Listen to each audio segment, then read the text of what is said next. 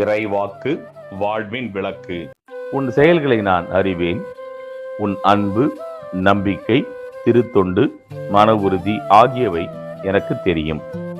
நீ இப்பொழுது செய்து வரும் செயல்கள் முதலில் செய்தவற்றை விட மிகுதியானவை என்பதும் தெரியும். திருவெளிப்பாடு 2ஆம் அத்தியாயம் 19ஆம் திருவார்த்தை. சுருக்க விளக்கம். திருச்சபைக்குள் உள்ள வேறுபாடுகள், மனக்கசப்புகள், பொறாமைகள், கட்சி மனப்பான்மைகள் எதுவும் திருச்சபையின் திருப்பணியை பாதிக்க கூடாது.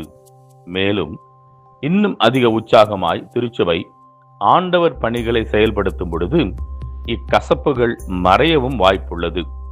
எனவே பிரிவினைகளை மனதிற்கொண்டு அங்கேயே தங்கிவிடாமல் அவர் பணிகளை தொடர்ந்து மேம்படுத்தி செயல்படுத்தி திருச்சபையின் ஒன்றிப்புக்கும் உயிரோட்டத்திற்கும் வித்திட முயல்வோம்.